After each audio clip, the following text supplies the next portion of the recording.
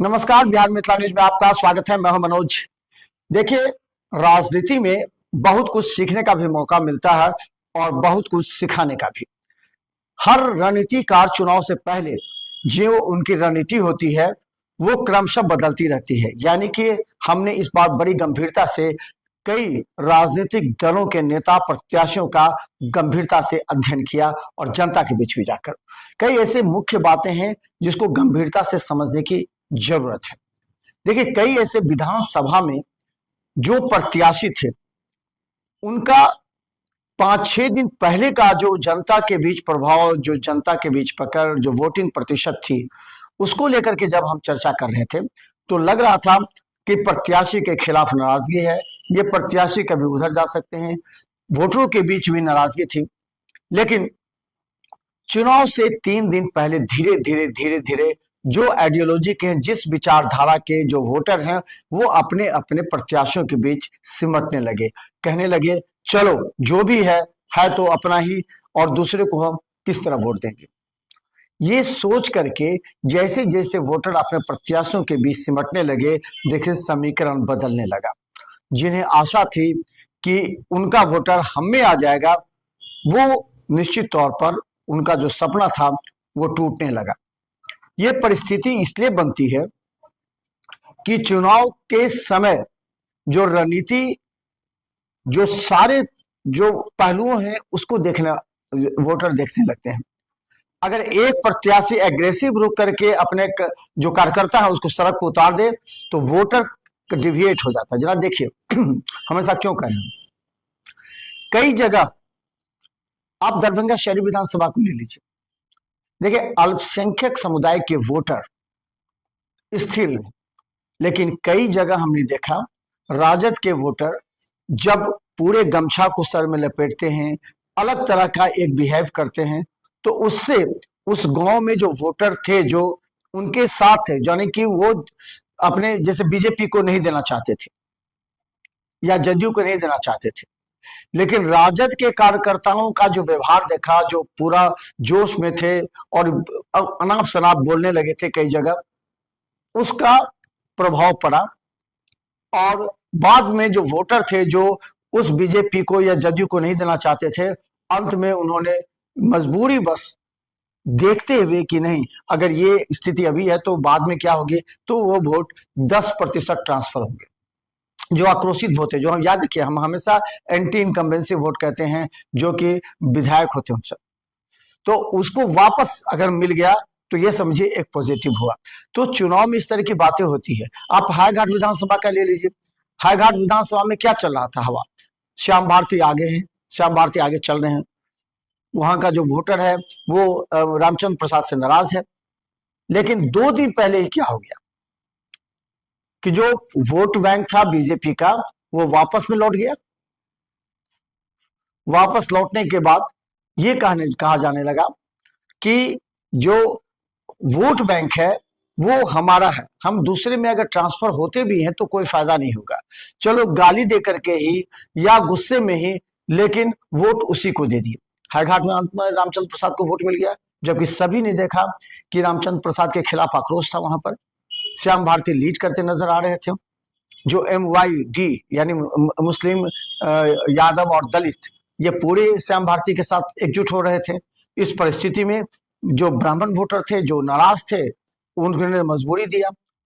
आपको 5-6 हजार vote cut गए, जो कि चिंटू सिंह या अन्य जो प्रतिभा सिंह थी उन लोगों के बीच में चला गया, जगन्नाथ सिंह भी चला गया। वहीं देखिए कि महताब आलम जो कि चुनाव से पहले बैठ गए थे श्याम भारती के समर्थन में, उनको भी 3200-3500 वोट आ गया। तो ये तमाम बातें अगर देखने के बाद ये समझ में आता है कि जो जिसका वोट बैंक है वो अंत तक जाते सिमट जाता है। दरभंगा शहरी विधानसभा का ले लीजिए। लोग कहते थे संजय सरावगी के खिलाफ काफी नाराजगी है, लोग नेता नाराज है, जनता नाराज है, ये कहा जाता था। लेकिन जनता नाराज नहीं होती है। और जनता अगर इस बार के चुनाव में ये देखिए एक भ्रम की स्थिति है कि नेता के कहने पर जनता वोट नहीं देता। नेता मतलब लोकल नेता लोकल नेता अगर कहते हैं कि ये बदमाश है, इसको मत दो, ये दो, उसकी बातों को लोग ज्यादा महत्व नहीं देते। लेकिन हाँ, अल्पसंख्यक में नेता के रूप में अली अशरफ फातमी, अल्लन, पप्पू खां जो अपने वार्ड पार्षद भी हैं, अल्लन की बात चलती है, और अल्लन, डब्बू खां, भोलू यादव, ये तमाम जो है उनकी बातों को मानते हुए वोट में तब्दील हुए पूरी तरह। लेकिन आप समझ लीजिए भाजपा में बहुत लोग कहे थे नेता नाराज हैं, नेता कई बीजेपी के नेता नाराज है, समर्थन नहीं मिलेगा। लेकिन जो उनका वोट बैंक है बीजेपी का, जो मोदी, नीतीश और योगी पर जो वोट देते हैं, उन्होंने डाल तो दिया ना। याद कीजिए 2015 में ओम प्रकाश खैरिया से मात्र 6000 मतों से जीते थे संजय सरावगी। माहौल क्या था? बस वही आमने सामने की लड़ाई रहती थी। 2020 में अमरनाथ गामी चुनाव लड़े तो 10,000 मतों से संजय सरावगी जीते। लेकिन इस बार क्या था? इस बार इतने आक्रोश लोग बता रहे थे, लेकिन आम जनता, चाहे हर जात समुदाय के लोगों ने वोट दो दिया। 23,000 24,000 मत संजय सरावगी को प्राप्त हो गए। तो वोट बैंक जिसका जो होता है वो उसमें आकर के अंत में सिमट जाता है, और ऐसा हुआ ही।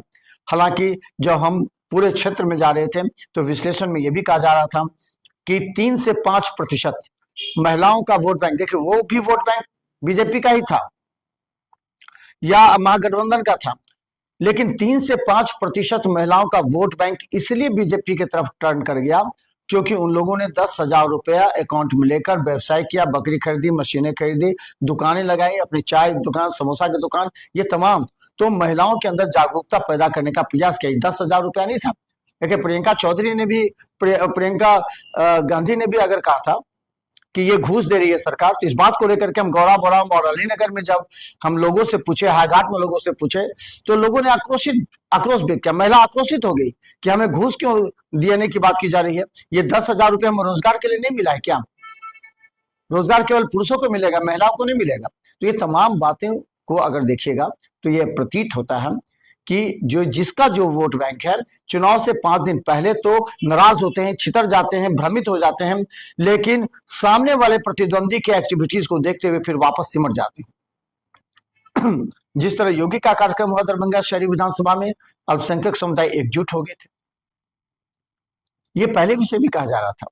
तो इस परिस्थिति में अगर संजय सरावगी 23-24 हजार मतों से जीतते हैं तो समझिए ये पूरी तरह ये जनता का आशीर्वाद मिला संजय सरावगी को, आम लोग वोट दिए। और दूसरी बात हम बता दें, पहले सर्वे में दिखाया था आपको 20% प्रत्याशी की छवि पर लोग वोट डालते हैं, जो एकदम सही है। 20% लोग संजय सरावगी को पसंद किए। 40% जो वोटर हैं वो सरकार की योजनाओं पर, सरकार के द्वारा दिए गए लाभकारी योजनाएं, स्कीम्स, उस पर लोग वोट डालते हैं। और 20% केंद्रीय नेतृत्व पर, तो 20% केंद्रीय नेतृत्व पर, मोदी पर, अमित शाह पर, योगी पर, नीतीश कुमार पर, संजय झा पर, तमाम इन लोगों बड़े नेताओं पर, चाहे मांझी हो, चाहे चिराग पासवान हो, उपेंद्र कुशवाहा हो, इनके नाम पर वोट डाले गए। तो 20% केंद्रीय जो नेता हैं उनके नाम पर, 20% स्थानीय प्रत्याशी के छवि पर, और 40% केंद्र की योजनाओं पर लोग वोट डालते हैं। जिससे ये इस बार साफ प्रकट हो गया कि केंद्र की और बिहार सरकार की जो योजनाएं थी, 10,000 रुपया हो, चाहे आशा का हो जो लाभ मिला, जो जीविका दीदी को लाभ मिला, जो आंगनबाड़ी केंद्र की महिलाएं हैं उनको लाभ मिला, इसके अलावा 125 यूनिट बिजली फ्री मिले, 400 से 1100 रुपया तक बढ़ा दिए गए। ये तमाम जो लाभकारी योजनाएं थी जिसका असर पड़ा, इसलिए 90% से ज्यादा स्ट्राइक रेट बीजेपी को या फिर जदयू को या कहें चिराग पासवान को। इन तमाम बातों को लोग आश्चर्यजनक कहते हैं कि ये कैसे हो गया, कैसे संभव था, सारे एग्जिट पोल फेल हो गए। लेकिन लोगों ने गंभीरता से अध्ययन नहीं किया। ये तमाम लाभकारी सरकार के द्वारा दी गई योजनाओं का ही असर था, जिससे महिला वोटर ही नहीं अन्य वोटर भी दो वोट हुए। एक महिला वोटर मतलब महिला वोटर का 3 से 5% अधिक मत गिर गया। दूसरा कि जो सामने वाले के एक्टिविटीज, जो प्रतिद्वंदी थे उनके एक्टिविटीज को देख करके। अब ग्रामीण विधानसभा का ले लीजिए, ग्रामीण विधानसभा में जितने से ललित यादव हारे उतने ही ओबीसी पार्टी को आ गया। ओबीसी पार्टी कई जगह महागठबंधन का खेल बिगाड़ दिया। अगर ओबीसी पार्टी के साथ महागठबंधन लगती तो 15-20 सीट जीत सकती थी कई जगह। तो ये बातें सामने देखने को मिली है और इसका हम लगातार विश्लेषण कर रहे हैं। आगे हम दिखाएंगे आपको प्रशांत किशोर क्यों हारे। दरभंगा के भी कई विधानसभा में उन्होंने अपने उम्मीदवार तो उतारे, लेकिन क्या हश्र हुआ आर के मिश्रा को छोड़कर, ये भी हम आपको बताएंगे। देखते रहिए बिहार मित्र न्यूज, हर अपडेट आपको हम दिखाते रहेंगे। यूट्यूब में सब्सक्राइब कीजिए, जी सिटी केबल 10 पर लाखों लोग देख रहे हैं, आप भी सब्सक्राइब कर रहे हैं अपडेट, क्योंकि हम आगे दिखाने वाले हैं कौन कौन मंत्री बन सकता है। धन्यवाद।